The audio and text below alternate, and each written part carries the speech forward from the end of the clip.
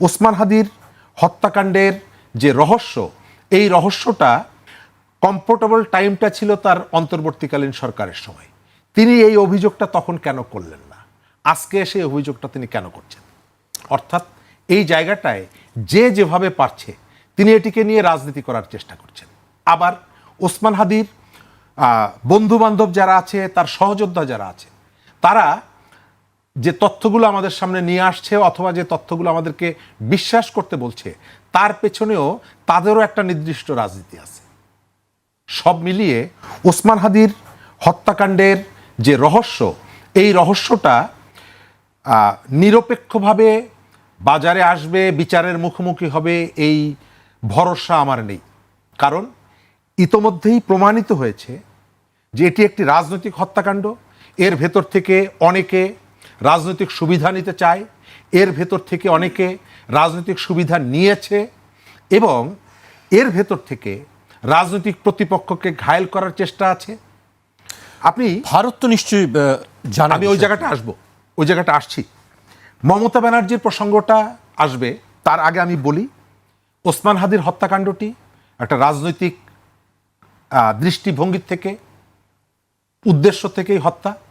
এই হত্যার সাথে এখানকার অনেকেই জড়িত আছে। তারা কারা? ক্রমশই নামগুলো বেরিয়ে আসছে। ওসমান হাদির ভাইয়ের যে অভিযোগ, এই অভিযোগটা আমি যে প্রশ্নটা তুললাম, যে তিনি তার জন্য সবথেকে নিরাপদ যে সময়টা, কমফোর্টেবল যে টাইমটা ছিল, তখন তিনি কেন তোলেননি, আজকে কেন তুলছেন, এটি যেমন বলছি। আবার ওসমান হাদির পরিবার, তার স্ত্রী বিভিন্ন সময়ে যে ধরনের অসহায়তার কথা বলেছেন। ওসমান হাদি হত্যাকাণ্ডের পর যে জানাজা হলো, সেই জানাজায় কেন স্বরাষ্ট্র উপদেষ্টা জাহাঙ্গীর আলম চৌধুরী গেলেন না? সরকারের কারা ছিল? যে খুনিদের কথা আমরা বলছি, তারা কিভাবে সীমান্ত অতিক্রম করে পালিয়ে গেল? কারা সহযোগিতা করেছিল? আওয়ামী লীগের লোকজনের কথা বলার চেষ্টা করা হচ্ছে। অনেকে বিজেপিকেও অ্যাটাক করার চেষ্টা করছে। বিজেপি কার অধীনে ছিল? দেশটা তখন কে চালিয়েছেন?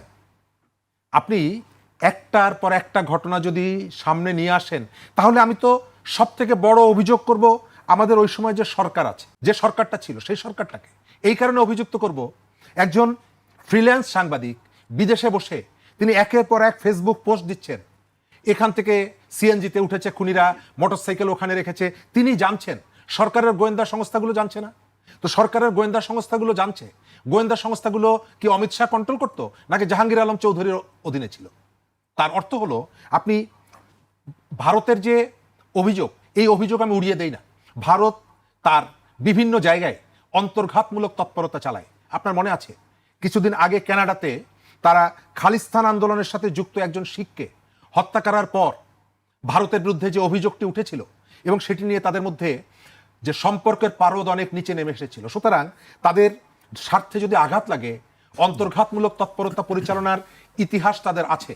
আমি তাদেরকে অভিযোগের বাইরে রাখছি না, কিন্তু আমি প্রশ্ন তুলছি যে আপনার বাড়ির মধ্যে উঠানে এসে এই হত্যাকাণ্ডটি ঘটিয়ে তারা চলে গেল, আপনি কেন তাদেরকে ধরলেন না? এবং যথেষ্ট সময় এখানে ছিল, যখন একজন ফ্রিল্যান্স সাংবাদিক তিনি খুনিদের গতিবিধির কথা বলে দিচ্ছেন, সেই সময় আপনি সীমান্ত সিল করেননি কেন?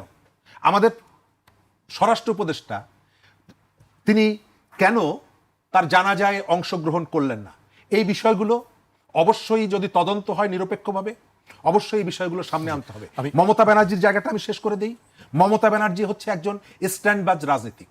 তিনি বিভিন্ন সময়, এটি প্রথম না, নানা সময়ে যখন আওয়ামী লীগ পাওয়ারে ছিল, তিনি আমাদের এপারের দিদির কাছ থেকে ওই টাঙ্গাইলের শাড়ি নিয়েছেন উপহার, ন্যাংরা আম উপহার নিয়েছেন, ইলিশ মাছ উপহার নিয়েছেন। তখন দিদির প্রতি তার কোনো ক্ষোভ বা ছিল না। আবার ঘটনাটি কতদিন পর, এতদিন পর তিনি এটি কেন ফাঁস করলেন? যখন পশ্চিমবঙ্গে তার রাজনীতি ক্রমশই ক্ষয়িষ্ণু হয়ে উঠছে, তিনি যখন এক ধরনের বিজেপির সাঁড়াশি আক্রমণের মুখে পড়েছেন, তখন তিনি এসে এই কথাটি বলছেন। তার অর্থ হচ্ছে যে তিনি এতদিন কেন বলেননি? তিনিও কি এর ভেতরে এই ঘোলা জলের মধ্যে মাছ শিকার করতে চাইছেন কিনা? কে কোন ঘোলা জলে মাছ শিকার করতে চাইছে এটাই হয়তো রাজ্জাকি ভাই বলতে পারবেন বা আজ করতে পারবেন। আপনার কাছে কি মনে হয় আসলে পানিকে ঘোলা করছে, মাছকে ধরতে চাইছে আসলে? আর প্রশ্ন আর করবেন কি, এটার আলোকিত বলতে হবে। এই সোশ্যাল মিডিয়ায় আসা, তার ভিত্তিতে আমাদের দুইটা কথা বলা, এর বাইরে তো কিছু না। ইনফ্যাক্ট আপনি বলেন বাংলাদেশে কেন পৃথিবীর সব দেশেই ঘটনা একটা ঘটে যায়, ঘটনা যে ঘটলো, ঘটার পর ঘটে যাওয়ার সাথে সাথে কারা জানে? যারা ঘটাইছে। অন্যরা তো তদন্ত করে বের করবে, কিন্তু যারা ঘটাইছে তারা জানে। কিন্তু যখন ঘটাইছে তখন হয়তো তারা চিন্তাই করে নাই যে এই ঘটনার এত বড় ইম্প্যাক্ট হবে। কারণ হাদি, যেটা সে বলে গেল যে হাদি একটা জেনারেশন তৈরি করছিল, এবং সেই জেনারেশনটা এরকম, হাদি ছিল আধিপত্যবাদী। এখন আধিপত্যবাদী বলতে সে কি মিন করছে সেটা আমরা সবাই জানি। পাশাপাশি হাদি কি করছে? ইনকলাব মঞ্চ করছে। হাদি কিন্তু এনসিপিতে যোগ দেয় নাই, ইনকলাব মঞ্চ করছে। ইনকলাব মঞ্চ, এবং সে একটা জেনারেশন তার পক্ষে ছিল। এখন সেটাকে কোন শক্তি কখন কিভাবে নিতে পারে সেগুলো আমাদের বিবেচনার বিষয় থাকতে হবে। হাদির ঘটনা ঘটে যাওয়ার পর এটা রাজনৈতিক কাজে লাগানো হচ্ছে, নাকি তাকে যখন হত্যা করা হয় তখনই রাজনৈতিক উদ্দেশ্য ছিল? দুইটা ব্যাপার কিন্তু। যদি রাজনৈতিক উদ্দেশ্যে হত্যা করে তাহলে তার উত্থানটা হয়তো পছন্দ হয়নি, এই কারণে তাকে হত্যা করা। আর যদি পরে রাজনৈতিক বিষয় বানানো হয় তাহলে সে মারা যাওয়ার পর সেটাকে ক্যাশ করা। দুইভাবেই সে রাজনৈতিক। এখন আসেন, সে যেহেতু ইনকলাব মঞ্চ করে না, ইতিমধ্যে কিন্তু আপনার একটা পুলিশ রিপোর্ট হয়েছিল এই হাদি হত্যাকে নিয়ে। সেটা গত 15ই জানুয়ারি 2026-এ সাবমিট করা হয়েছিল। সেখানে নারাজি দেওয়া হয়েছে। ইনকলাব মঞ্চের মহাসচিব না সাধারণ সম্পাদক যেই হোক, জুবের নাকি জুবের, সে বোধহয় এটাকে নারাজি দিছে। নারাজি দেওয়ার মানে হচ্ছে এই যে পুলিশ রিপোর্টে যে বয়ানটা দেওয়া হয়েছে আমি সেটা এগ্রি করি না, এই তো। এগ্রি না করার মানে হচ্ছে পুলিশ তো সেখানে একটা ঘটনার বিবরণ দিছে, তাইলে এটা রাজি না হওয়ার মানে এর বাইরে আর একটা ঘটনা আছে। সেই ঘটনা নিশ্চয়ই সে জানে। এই ঘটনাটা ঘটনা না মানে হচ্ছে আমার আর একটা ঘটনা জানতে হবে, তা না হলে পুলিশ যে ঘটনা দিয়ে বলবে সেটাই চূড়ান্ত। কিন্তু যেহেতু নারাজি দেওয়া হয়েছে তাহলে এটা একটা সোর্স যে কি ঘটছিল, এটা একটা সোর্স যে আপনি নারাজি দিছেন, কেন দিলেন, এই ঘটনার আড়ালের ঘটনা কি। আবার আসেন ফয়সাল সাহেব, যে ফয়সাল আসামি যিনি হত্যাকারী বলা হয়, এটা সে বলে গেছে শরীফ ভাই যে তাকে ধরা হইল মেঘালয় থেকে ক্রস করে, তারপরে তাকে পশ্চিমবঙ্গে, দ্যাট ইজ কলকাতা পর্যন্ত নেওয়া হয়েছে। এখন তার আগে সে 2বার গ্রেপ্তার হয়েছে এবং জামিন পাইছে। সেটা সম্ভবত 5 আগস্টের পরে। 5 আগস্টের পরে একটা সেন্সিটিভ ইস্যু। যিনি গ্রেপ্তার হইলেন তাকে বলা হয় যে মানে পরাজিত শক্তি যেটা ছিল 5 আগস্টের সেই ঘটনার। তাহলে সে জামিন পাইছে, তাকে আওয়ামী ঘটনার কোনো লয়ার জামিন করার নাই, কারণ আওয়ামী ঘটনার লয়ার যারা দাঁড়াইলেই জামিন হবে তারা সেখানে নাই তখন দেশে, তাহলে তার জামিন করানো হয়েছে।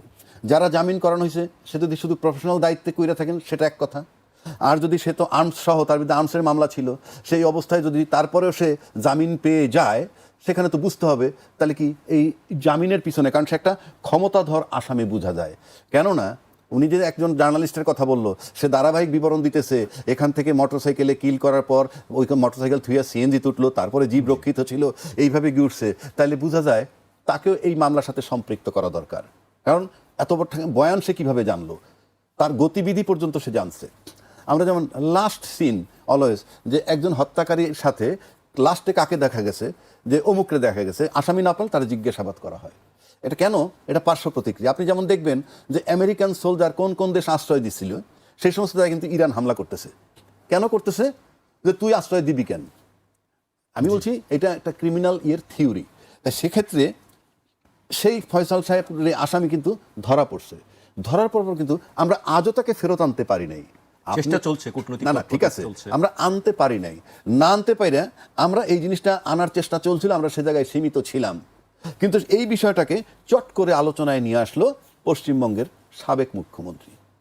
উনি সম্প্রতি বললেন হাদি হত্যার বিষয়, হাদি হত্যার যে আসামি, ওনার কাছ থেকে আমরা জানলাম মেঘালয় থেকে ঢুকে তারপরে পশ্চিমবঙ্গ, তখন নাকি ভারতের অমিত শাহ স্বরাষ্ট্রমন্ত্রী তাকে ফোন করেছেন, এবং ফোন করে এমন কথা বলেছেন যে এইটার বিষয়টা বেশি বাইরে যেতে না যায় খবরটা, এরকম এই ধরনের। এখন প্রশ্ন হচ্ছে যে যেই হত্যাকাণ্ডে ভারতকে জড়ায়ে ফেললেন ভারতের মুখ্যমন্ত্রী, আমরা কিন্তু জড়াই নেই। ভারতের সাবেক একটা মুখ্যমন্ত্রী জড়ায়ে ফেলছে, এবং সেই আসামিটা এখন ভারতেই আছে এবং সম্ভবত পশ্চিমবঙ্গেই আছে। সেক্ষেত্রে আমার কাছে মনে হয় আমরা কি জড়াবো? তার আগে তো তার দেশের লোকই তাকে জড়ায়ে দিল। এখন যে প্রশ্নটা আসে, আপনি কি তাহলে জড়াইতেন না, এইদেরকে জড়াতেন না যদি আপনি নির্বাচনে জয়লাভ করতেন? কারণ আপনি তো অনেক আগের থেকেই জানেন তখন তো বলেননি।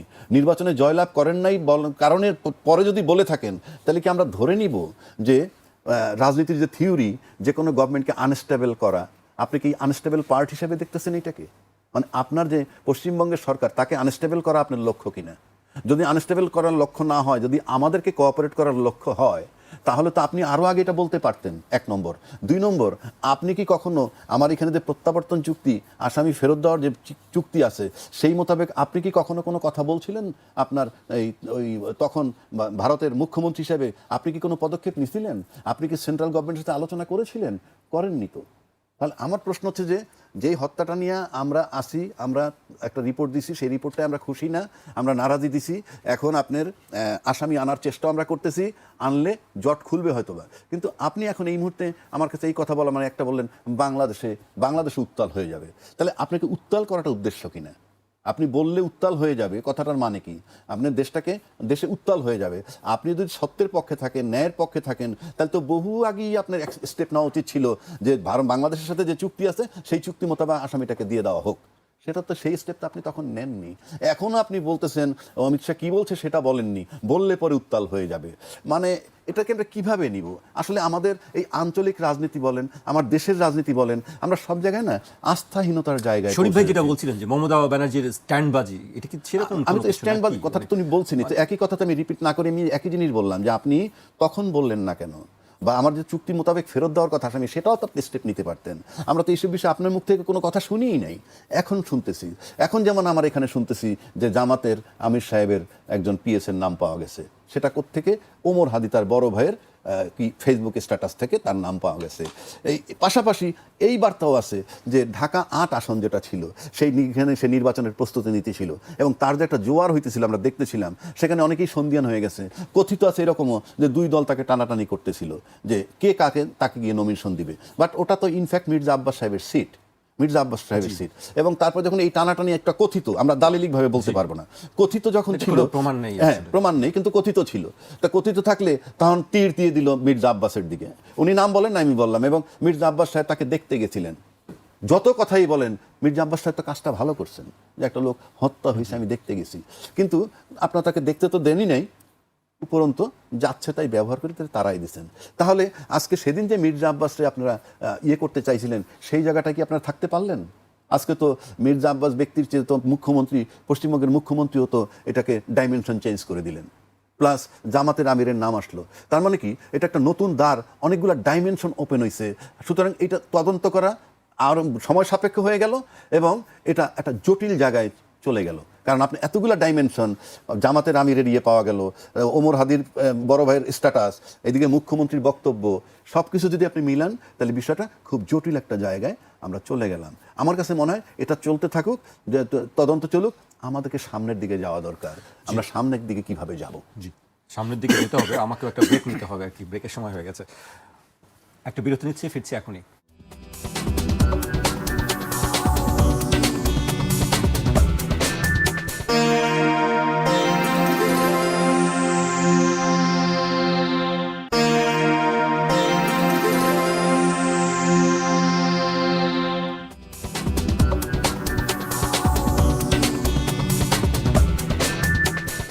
বিরতির পর আবার স্বাগত, আপনারা দেখছেন 21 রাত।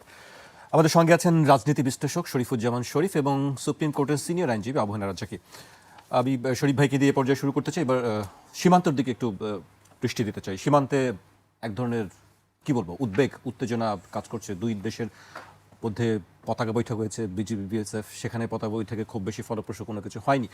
আমরা যে খবরগুলো আছে, বিজিবির যে প্রেস রিলিজ আজকে দেওয়া হয়েছে, সেখানে বলা হচ্ছে যে 10টি তারা পুশিনের ঘটনা বিভিন্ন সীমান্তে, এবং আরও যেসব তথ্য আছে যে অনেক বাংলাদেশি তারা বলছে যে তাদেরকে সেখানে জড়ো করে রাখা হয়েছে, তাদেরকে পাঠানোর চেষ্টা করা হচ্ছে। আমার প্রশ্ন যেটা, বা সবার প্রশ্ন যেটা, যে কোনো ধরনের দুই পক্ষ সরকারের কোনো আলোচনা ছাড়াই, কূটনৈতিক তৎপরতা ছাড়া রাত্রের বেলা কেন তাদেরকে পুশিনের চেষ্টা করা হয়, দিনে কেন নয়? ধন্যবাদ। তার সাথে আগের অংশের দুটো জায়গায় একটু আমি যুক্ত করে দিই। জি, প্রথমত ফয়সালের যে পরিচয়টা, খুনি ফয়সাল, সে ছাত্রলীগের নেতা ছিল এবং তার বিরুদ্ধে যে অভিযোগ রাজাকে ভাই স্পষ্ট করে বলেছেন, তাকে জামিন করানো হয়েছে, এই ধরনের একটা বক্তব্য আসছে এবং এর জন্য বিএনপির একজন আইনজীবীকে অভিযুক্ত করা হয়, যা রাজ্জাক ভাই জিজ্ঞেস করেছেন, এটি তার পেশাগত দায়িত্বের জায়গা থেকেও হতে পারে, অথবা তিনি অন্য কোনো কারণও হতে পারে। আমি ধরে নিচ্ছি যে এটা পেশাগত জায়গা থেকে তিনি করেছেন। একই সাথে একটা প্রশ্ন করি, আওয়ামী লীগের শাহজাহান খান তিনি জেলে আছেন, বা আওয়ামী লীগের অনেক নেতারা জেলে আছেন। আচ্ছা, কালকে যদি শাহজাহান খান জামিন পেয়ে যান, গতকালকে যেমনি ভাবে সেলিন হায়াত আইভী জামিন পেয়েছেন, তো আপনি কি তার বাড়িতে গিয়ে বসে থাকবেন? জামিন পাওয়ার ভেতর থেকে সেলিনা হায়াত আইভীর বিরুদ্ধে আপনার যে অভিযোগ, সেই অভিযোগ কি আপনি প্রত্যাহার করে নিচ্ছেন? নিশ্চয়ই না। তাহলে ফয়সাল ছাত্রলীগের নেতা, একজন মানে চিহ্নিত অপরাধী, তাকে বিএনপির একজন নেতা জামিন করার সঙ্গে সঙ্গে আমি তাকে সাথে নিয়ে ঘুরবো, মোটরসাইকেলে বেড়াবো, তারপরে তাকে নিয়ে মিছিল করব, এর ভেতরে কি কোনো রহস্য নেই? আমি ফয়সালকে দেখলাম যে ওসমান হাদি বা তার বন্ধু বান্ধব যারা তাদের সাথে ঘুরছে, এটা আমরা প্রকাশ্যে দেখছি। গোপনে আর কেউ কারো সাথে অন্য কারোর সঙ্গে ছিল কিনা এটা কি আমি জানি না।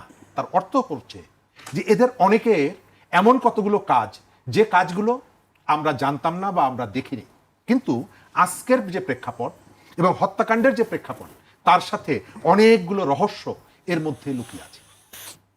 বিএনপির একজন নেতা ফয়সালকে জামিনে মুক্ত করেছে কবে? ওসমান হাদির হত্যাকাণ্ডের বা গুলি করার আগের দিন বিকালবেলা না, তা অনেক আগে। তো বের করার সঙ্গে সঙ্গে আপনি তো বলছেন যে আওয়ামী লীগ মানে খারাপ, ছাত্রলীগ মানে খারাপ, ছাত্রলীগ দেখলে পেটাতে হবে। তাহলে ফয়সাল আপনার সাথে কিভাবে ঘুরে বেড়ায়, ফয়সাল আপনার সঙ্গে কেন ঘুরে?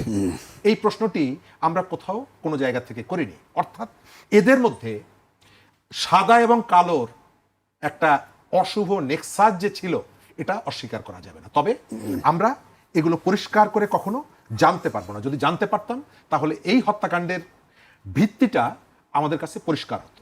আমাদের রাজনীতিতে এই হত্যাকাণ্ডটিকে একটা বিভাজনের জায়গাটায় একটা বড় রকমের বিভাজন তৈরি করবে। আর মমতা ব্যানার্জি এই বক্তব্যের ভেতর থেকে সেখানেও সম্ভবত তরুণদের মধ্যে বলেন বা এই হাদির যে স্পিরিটটাকে যারা ওন করত, তাদের নিজের দিকে টানার কোনো উদ্দেশ্য ছিল কিনা, আছে কিনা আমরা জানি না। রাজ্জাক ভাই যথার্থ বলেছেন যে যখন এই খুনিকে বা সন্দেহভাজন খুনিকে গ্রেপ্তার করা হয়েছে, তখন মমতা ব্যানার্জি পশ্চিমবঙ্গের মুখ্যমন্ত্রী, তিনি ফেরত দিতে উদ্যোগ কেন নিলেন না? যখন তার সরকার অমিত শাহ বা বিজেপির দ্বারা চাপের মুখে পড়েছে, তখন আধা আধি বললেন, পুরোপুরি কিন্তু বললেন না। সীমান্তের যে ব্যাপারটা বলছেন, সীমান্তে ব্যবস্থাপনাটা এটা ট্র্যাডিশনাল যে রিলেশন, সেই রিলেশনের সাথে যায় না। এর সাথে রাজনীতি, ধর্ম, অনেক কিছু আপনি মেলাতে পারবেন না। যদি পারতেন তাহলে পাকিস্তান এবং আফগানিস্তানের মধ্যে যে সংঘাত, সেই সংঘাতটা কিন্তু একই ধর্মের মানুষ, এবং আফগানিস্তানে যে সরকারটি বসেছে, তাদেরকে ক্ষমতায় বসানোর ক্ষেত্রে সবথেকে বেশি সহযোগিতার অভিযোগ যাদের বিরুদ্ধে, সেই দেশটি হলো পাকিস্তান। অথচ আজকে দুপক্ষ যেভাবে সংঘাত এবং সহিংসতায় জড়িয়ে পড়েছে, এর একটা বড় কারণ হচ্ছে সীমান্ত ব্যবস্থাপনা। আবার আপনি যদি দেখেন, তুরস্ক তার দেশের ধর্মের জায়গায় বিবেচনায় নিয়ে সে তার সীমান্ত কিন্তু আইল্যান্ড কুর্দিদের জন্য খুলে দেয়নি। তাহলে কি বাংলাদেশের সঙ্গে ভারতের সীমান্ত নিয়ে কি একটি ঝামেলা বাংলাদেশের সাথে হতে পারে কি ভারতের দেখছেন? যে ভারত সীমান্তে যে আচরণগুলো করছে, সীমান্তকে ঘিরে যে আচরণগুলো করছে, তার মধ্যে তার একটা বড় ভাই সুলভ, প্রভু সুলভ মনোভাব তার আছে। এই যে রাতের বেলায় কেন এখানে নিয়ে আসা হচ্ছে, এর কারণটা আমরা জানি। তারা হয়তো ধারণা করে যে এই সময় আমাদের যে সীমান্ত রক্ষীরা, তারা সম্ভবত ঘুমাচ্ছে, এই সুযোগে আমরা তাদেরকে এপার পুশব্যাক করে দিব। ঘুমাচ্ছে সম্ভবত এই ধারণাটি রাতের অন্ধকারে দেখা যায় না। কারণ আপনি দেখেছেন যে রাতেও তো বিজিবির টহল থাকে। আপনি তারা তো শামসুদ্দিন মানিকের কথা মনে আছে? রাতের বেলা কিন্তু তিনি বেছে নিয়েছিলেন সীমান্ত পার হওয়ার জন্য, ধরাও পড়েছিলেন যেখানে। তার অর্থ হলো এদের মধ্যে সম্ভবত এদের কাছে কতগুলো মেসেজ থাকে, যে মেসেজের উপরে ভিত্তি করে তারা এই কাজগুলো করে। শামসুদ্দিন মানিক সেখানে কিন্তু ঘুমিয়েছিল রাতের বেলায়, ধরা পড়েছে কিন্তু রাতের বেলায়। তিনি সীমান্ত অতিক্রম করার চেষ্টা করেছিলেন, সম্ভবত এই কারণে যে এই সময়টায় নিরাপত্তা ব্যবস্থাটা হয়তো একটু শিথিল থাকে, অথবা বিস্তীর্ণ যে এলাকাটা, সব জায়গাটা সেভাবে নিরাপত্তা থাকে না, সেই কারণে তারা রাতের বেলায় সেখানে জড়ো করছে এবং সুযোগ মতো পুশ করছে। একই সাথে এই প্রশ্নটাও আপনাকে আমি করি, আমার দেশ, আপনি কেন রাত 3টার সময় সীমান্ত অতিক্রম করতে যাই?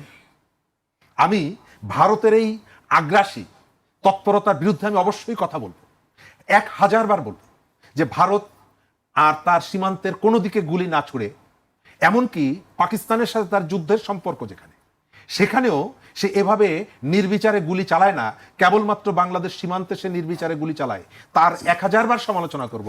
একই সাথে এই প্রশ্নটাও করব যে আপনি এই ঘটনা মেক্সিকো এবং আমেরিকার যে সীমান্ত, সেখানে যদি আমেরিকার সীমান্তে কেউ রাতের বেলায় প্রবেশ করার চেষ্টা করত, আমেরিকার সীমান্ত রক্ষীরা কি করতেন?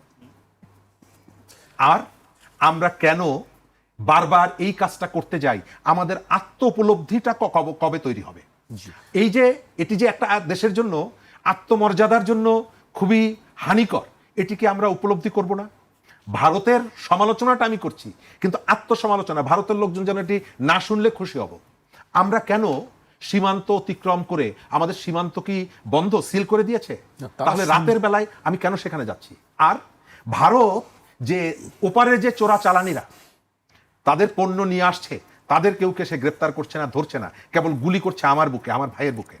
কিন্তু এই প্রশ্নটাও আমার যেমনি তুলতে হবে, একই সাথে নিজের কাছে জিজ্ঞেসটা করতে হবে, আমাদের ভাই ব্রাদারের কাছে জিজ্ঞেস করতে হবে যে ভাই তুমি কেন রাতের বেলায় কেবল সীমান্ত অতিক্রম করতে যাও?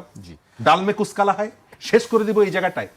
সরকার অনেক জায়গায় দেখছি বিএনপির লোকজন বেশ এটি নিয়ে উদ্বেগ প্রকাশ করছে, উদ্বিগ্ন, কিন্তু আপনি যখন রাস্তার রাজনীতি করবেন আর আপনি যখন পাওয়ারের রাজনীতি করবেন, দুটোর মধ্যে আপনার প্রতিক্রিয়ার অনেকগুলো ভিন্নতা আপনার থাকতে হবে। আজকে রাস্তায় যারা আছে তারা বিরোধী দল জামাত ইসলাম, তারা পার্লামেন্টে বলবে, তারা বাইতুল মোকাররমের সামনে বলবে, কিন্তু বিএনপির তো সুযোগ আছে, ভারতীয় যে হাই কমিশনার আছে তাকে ডেকে জিজ্ঞেস করা যে তুমি এই কাজগুলো, আচরণগুলো কেন করছো? আপনি গত 3 মাসের যে ঘটনাগুলো ঘটছে, আপনি কি একবারও দেখেছেন যে বিএনপি ইন্ডিয়ান হাই কমিশনারকে ডেকে এই ঘটনার প্রতিবাদ করেছে? তাহলে সে সোশ্যাল মিডিয়ায় এসে তার কর্মীরা, টেলিভিশনে এসে তার নেতারা, এটা এক ধরনের পপুলিস্ট পলিটিক্স। সে পাবলিক সেন্টিমেন্টকে ধরে সে টকশোতে এসে কথা বলছে, কিন্তু তার তো একজন পররাষ্ট্রমন্ত্রী আছেন, তার তো সরকার আছে, তারা তো চাইলে ডাকতে পারে, ডেকে জিজ্ঞেস করতে পারে এই আচরণটা তুমি কেন করছো। সেটি করছে না, তার মানে হলো আপনি সাপও মারতে চাইছেন, লাঠিও ভাঙতে চাইছেন। জি, রাজাকি ভাইয়ের কাছে আসতেছি। সাপ মারতে চাচ্ছে, লাঠি ভাঙতে চাচ্ছে না শরীফ ভাই। আরেকটি বিষয়, আপনি প্রতিটা বিষয় আজকে একটা জটিল এবং ঝামেলার বিষয়, বুঝছেন? আপনি এই ঝামেলার জটটা খুলবেন আপনি। আমি তো খোলার কেউ না। আপনার কাছে আমি একটা কথা বলি, আপনি শুনেন, আমি একটা কথা। শরীফ একটা কথা বলছিলেন যে কে কাকে বোঝাবে আর কি, মানে সেটাই- রাত্রে যারা সেটাই- যাচ্ছে এদিক সেটাই থেকে বলছি। তাদেরকে বোঝাবে, বা ওদিক থেকে রাত্রে না, ইনফ্যাক্ট রাত্র আর দিন বলতে তো কিছু নাই। বর্ডার সিকিউরিটি ফোর্স যদি আপনি চিন্তা করেন, দেশের প্রহরী কিন্তু 24 ঘন্টা জাগনা থাকতে হবে, 24 ঘন্টা। এই জন্য তো রাত দিনের বিষয় না। রাত দিনের বিষয় না, ইনফ্যাক্ট নাই, অফিসিয়ালি নাই। এখন আপনি যদি ঘুমায় থাকেন সেটা অন্য কথা, আর আপনি জায়গা থাকলে যে খুব একটা কিছু করতে পারবেন তাও তো না। আমরা তো অতীত দেখছি এরকম। না, বিষয়টা হচ্ছে, এখন তো দেখছি যে আমরা প্রতিহত করতে পারছি। হ্যাঁ, বিষয়টা হচ্ছে এটা ডিপ্লোম্যাটিক ফেইলিউর। আপনি যদি আসেন এখানে, আপনি বর্ডারে ক্রস করে আমাদের লোক মারা, গরু চুরির নামে হত্যা করা, সবটার জন্য তো আমার বিচার ব্যবস্থা আছে তো, ফ্ল্যাগ মিটিংয়ের সিস্টেম আছে। তার মানে এটা আলটিমেটলি আপনি সহজ ভাষায় বললে ডিপ্লোম্যাটিক ফেইলিউর। সেটা আমার যোগ্যতা বা অযোগ্যতা, আমাদের একটা ডিপ্লোম্যাটিক রং থিওরি আছে, আমি ব্যক্তিগতভাবে মনে করি। সেটা আমরা দীর্ঘ 50-55 বছর যখন শুনে আসতেছি, সকলের সাথে বন্ধুত্ব, কারোর সাথে বৈরিতা নয়। আমার কাছে মনে হয় না পৃথিবীতে এই কনসেপ্ট আছে। আপনি দেখেন, এই যে সকলের সাথে বন্ধুত্ব, এর অর্থ কি? সবার সাথে বন্ধুত্ব। কারোর সাথে শত্রুতা নয় মানেও বন্ধুত্ব। পৃথিবীতে সবার সাথে আপনার বন্ধুত্ব হবে? এই গ্লোবাল ভিলেজ, আজকের যে পলিটিক্স, তাতে আপনি কারোর সাথে বন্ধুত্ব হবে না। কেন হবে না? It's a question of interest. আপনি আপনার দেশের স্বার্থ দেখতে হবে, কোনো সন্দেহ নাই। এটা তো কোনো শরীফ ভাই তার স্বার্থ দেখে, আমি আমার স্বার্থ দেখি। কতটুক দেখবো না দেখবো, যতটুক নিলে আমার সাথে শরীফ ভাইয়ের বিবাদ না হয়, যতটুক শরীফ ভাই আমাকে দিলে পরে তার দেশের লোকজনের জন্য ক্ষতি না হয়, বা লোকজন তার উপরে বিরূপ না হয়, এই জায়গাটায় আমরা সেট করতে পারি নাই আজকে পর্যন্ত, যে আমরা সেটেলটা কিভাবে করব। এই যে আপনি বলতেছেন যে বর্ডারে লোক জড়ো করতেছে বাংলাদেশের, আচ্ছা তার আগে আসি যে ভারতের সীমান্ত নিয়ে বাংলাদেশের লড়াই, বাংলাদেশের সাথেই ভারতের সীমান্ত নিয়ে লড়াই হবে, এটাই চূড়ান্ত। কেন হবে আমি বলি, উনি পাকিস্তানের বর্ডার বলছে, চায়নার বর্ডারও আছে, আর বাংলাদেশের বর্ডারটা কোথায়? তার পেটের মধ্যে। অর্থাৎ আপনি কল্পনা করেন, যদি ভারত আর বাংলাদেশের ম্যাপটা যদি আমরা একসাথে দেখেন, টোটালটা মিলে যদি একটা হিউম্যান বডি মানে কল্পনা করেন, দেখবেন বাংলাদেশের এটা স্টোমাক। টোটালটা মিলে যদি একটা শার্ট কল্পনা করেন, বাংলাদেশ শার্টের পকেট। আপনি আমাদের বলেন কোনো স্টোমাকের ভিতরে যদি পয়জনাস কিছু হয় তাহলে পুরো বডিটা কলাপস করে। সেজন্য তাদের উদ্বিগ্ন হওয়ার কারণ আছে। এটা যেমন তাদের কারণ, একইভাবে তাদেরও ভাবা উচিত যে বাংলাদেশ যদি সত্যিকার অর্থেই পয়জনাস হয়ে যায় সেটা তাদের জন্য ঝুঁকিপূর্ণ। সুতরাং বাংলাদেশের ভিতরটা এই বর্ডার ইস্যু নিয়ে হোক আর যেভাবেই হোক যাতে পয়জনাস না হয়, এটা ভাইস ভার্সা দুইটা দেশের খেয়াল রাখা উচিত। এটা কি শুধুই আমি খেয়াল রাখবো? না, অত বড় একটা দেশ, তারও খেয়াল রাখা উচিত। এই কারণে বললাম, আবার যদি করেন বর্ডার ক্রস করে আমি পালাবো, ভারত যদি বর্ডার ক্রস করে পালাইতে চায় সে পাকিস্তান ঢুকবে, সে চায়না ঢুকবে, সে নেপাল ঢুকবে। বাংলাদেশ যদি বর্ডার ক্রস করে ঢুকে কোথায় ঢুকবে? শুধুই ভারত, শুধুই ভারত, আর এক পাশে পানি। এই তো সেই কারণে আপনি বাংলাদেশের বর্ডার নিয়ে, বাংলাদেশের বর্ডার নিয়ে খুব চিন্তিত। আমেরিকার পাশে মেক্সিকো থাকে, কানাডা থাকে, তাদের তো প্রবলেম হচ্ছে না। এই যে প্রবলেম হচ্ছে না কেন তাদের, অত বড় একটা পরাশক্তি থাকা সত্ত্বেও আমাদেরকে সেই জায়গাটা রিসার্চ করতে হবে। একইভাবে ভারতেরও গবেষণা করা দরকার যে আমেরিকার পাশে যদি কানাডা মেক্সিকো থাকতে পারে উইথ দেয়ার ফুল সার্বভৌমত্ব নিয়ে, একইভাবে আমার পেটের মধ্যে বাংলাদেশ থাকবে। বাংলাদেশে তাদের লালন পালন করা দরকার যে এরা যাতে অন্য কেউ ডিস্টার্ব করতে না পারে, কারণ এটা যদি পয়জনাস হয় আমার জন্য খুব ক্ষতিকর। সুতরাং ভারতের তো সবচেয়ে বেশি উচিত বাংলাদেশটাকে পাহারা দেওয়া। এবার আসেন বর্ডার থেকে যে লোক পাঠাবেন, সিএএ ওনারা বানাইছেন, সিটিজেনশিপ অ্যামেন্ডমেন্ট অ্যাক্ট। এখানে কাদেরকে পাঠাবেন? বাংলাদেশকে ভারতের নাগরিক নয় এবং অবৈধভাবে বসবাস করছেন বাংলাদেশি। বাংলাদেশি তো আর ভারতের নাগরিক না। যিনি ভারতের যিনি নাগরিক হয়ে গেছেন হয়েই গেছেন, তার মানে এখন খুঁজে বের করতে হবে বাংলাদেশি ভারতের নাগরিক নয় এবং অবৈধভাবে বসবাস করতেছেন যে বাংলাদেশি তাকে। এখন এই প্রশ্নটা আসলো কেন? এতদিন তো আসে নাই এত কঠিনভাবে। এই যে আসলো কেন, সেই জায়গাটা আপনাকে হাত দিতে হবে, সেই জায়গাটা আপনাকে কাজ করতে হবে। আপনি এভাবে তো আটকাতে পারবেন না। যেমন সৌদি আরবে বলা হয়েছে যে চুরি করলে হাত কেটে দিবে, নারীর দিকে খারাপভাবে থাকলে চোখ তুলে দিবে। সৌদি আরবের মানুষ হাত আর চোখ সবই কিন্তু আছে। তার মানে হচ্ছে এই যে এই সিদ্ধান্তটা নিচ্ছি কেন, ওনারা নিচ্ছেন কেন, সেই জায়গাটা আমাদের কাজ করতে হবে। এক, তারপর যদি উনি ডিসাইড করে ফেলেন এরকম যদি পাওয়া যায়, তাহলে তো ওনার সাথে কি আমি যুদ্ধ করব? কথার কথা বলছি। আপনি যদি ফ্ল্যাগ, এই যে গরুর ব্যবসায়ী হত্যা করতেছেন, এই ক্লাসটা কোনটা? আপনি দেখেন বর্ডার ক্রস করে যাওয়া এবং আসা, এবং ভারতের বর্ডারে, বাংলাদেশের সীমান্তের দিকে ওনার বর্ডারে যাদেরকে জড়ো করা হয়েছে তারা একদম নিম্ন প্রোফাইলের মানুষ। ওখানে নিশ্চয়ই এই আম্বানি পরিবারের কেউ নাই, ওখানে নিশ্চয়ই বড় ব্যবসায়ী সন্তান কেউ নাই। যেগুলো আছে পুওর ক্লাস। আবার এই গরু নিয়ে আমরা যাতায়াত যারা করে তারাও পুওর ক্লাস। এই ক্লাসটা নিয়ে কি আমরা শুধু রাজনৈতিক পণ্য বানাবো? মানে আলটিমেটলি আমরা রাজনীতি করতেছি, আলোচনাটা কিন্তু রাজনৈতিক। আলোচনাটা হাইকমিশনের ডাইকে আমি ধমক দিব, অথবা আলোচনাটা পররাষ্ট্রমন্ত্রীর সাথে বৈঠক হবে, কিন্তু ভিকটিম কারা? একদম লো প্রোফাইল। তাহলে এই যে লো প্রোফাইলকে জড়ো করছেন, কিন্তু হাই প্রোফাইল যারা অপরাধী তাদেরকে তো আপনি, আমি সেটাই তো বলতেছি, লো প্রোফাইলকে আমরা ভিকটিম বানাইয়া হাই প্রোফাইলের লোক রাজনীতি করছি। কিন্তু লো প্রোফাইলের লোকগুলা ভিকটিম হচ্ছে কেন সেটাকে আমরা আদৌ ভাবছি? দেশকে ভালোবাসতে হইলে, দেশের জনগণকে ভালোবাসতে হলে এই সমস্ত ফ্ল্যাগ মিটিং নাই, প্রয়োজনে মিটিংয়ের পর মিটিং করতে হবে যে ভাই আমার লোকগুলা মারছো কেন। আর নয়তো এই যদি আমি কৈফিয়ত না নিতে পারি বা বুঝতে না পারি, ভাই তাহলে তো আমি দেখেন, রাজনীতি কোনো মজার জিনিস না। রাজনীতিকে যারা মজার জিনিস মনে করে নেন তাদের ব্যর্থতা সুনিশ্চিত। রাজনীতিকে যিনি মজার জিনিস মনে করবেন, যে আমি আয়েশের সাথে থাকবো, রাজকীয় আয় হবে, আমার চলাফেরার আগে গাড়ি ফ্ল্যাগ থাকবে, গাড়ি পুত করবে, এই সমস্ত, এইটা যদি ভাবেন, তার জন্য ভাই রাজনীতি না। রাজনীতি করতে হলে আপনার গ্লেজ নষ্ট হইতে হবে, রাজনীতি করতে হলে আপনার সিনা টান করে চলতে হবে, রাজনীতি করতে হলে আপনার দেশে যাদেরকে ভিকটিম বানানো হয় তাদেরকে আপনার রক্তের সম্পর্কের ছেলে মেয়ে মনে করতে হবে। তা না হলে ভাই এগুলো আপনার রাজনীতিই করবেন এই পণ্য নিয়ে, এগুলো সব পণ্য। সুতরাং আমার কাছে পরিষ্কার কথা, ভারতের সাথে বারবার বসেন, কি চাই আমরা। কারণ আপনি যত বড় রাজনীতিবিদই হন না কেন, আপনার রাজনীতি দেশের লোকের জন্য। গরুচোরও আপনার দেশের লোক, যে লোকটাকে পাঠাই দিতে চায় সেও আপনার দেশের লোক। আপনাকে ভাই বসতে হবে। কিভাবে বসবেন, কেমনে বসবেন, কি গবেষণা করবেন, ভাই এটার সাথে কোনো সান নাই। আর যদি মনে করেন যে না ফ্ল্যাগ মিটিং হবে, শরীফ ভাই বলছে হাই কমিশনে ডাকবো, হ্যাঁ চলমান থাকবে, চলছে তো। জি শরীফ ভাই, আমি আপনার কাছে আসতে চাই। 8 তারিখে বিজিবি বিএসএফ ডিজি পর্যায়ের একটি মিটিং হওয়ার কথা রয়েছে, আমরা জানি সেই মিটিংটা হবে। এই মিটিংয়ে আসলে সামনে কি বাংলাদেশের পক্ষ থেকে কোন কোন বিষয়গুলো আসলে জোরালোভাবে তুলে ধরা উচিত বলে আপনার কাছে মনে হয়, বা আপনার পরামর্শটা কি? ধন্যবাদ। প্রথম জায়গাটা হচ্ছে ভারতের সীমান্তরক্ষী বাহিনী তাদের রাজনৈতিক শক্তির নির্দেশনায় প্রতিনিয়ত বাংলাদেশের বিরুদ্ধে যে অন্তর্ঘাতমূলক কর্মকাণ্ড পরিচালনা করছে, এটা বন্ধ হওয়া দরকার। আমাদের এখানে কথায় কথায় গুলি চালানোর যে সংস্কৃতি তারা এস্টাবলিশ করেছে, তীব্রভাবে তার প্রতিবাদ করা দরকার। যদিও সাম্প্রতিক সময়ে আমাদের সীমান্তরক্ষী বাহিনী বেশ কতগুলো জায়গায় সাহসিকতার সাথে বিএসএফ এর যে ঔদ্ধত্যপূর্ণ আচরণ তার প্রতিবাদ জানাচ্ছে। আমরা সরকারের পক্ষ থেকে দৃঢ়তার সাথে তাদের এই উদ্যোগকে, তাদের এই সাহসিকতাকে অ্যাপ্রিসিয়েট করা দরকার। আমরা রাজাকে ভাই যথার্থ বলেছেন অনেকগুলো জায়গায়, আমরা তাদের পায়ে পাড়াও যেমন দিতে চাই না, আবার আমার আত্মমর্যাদা নিয়েও আমি থাকতে চাই।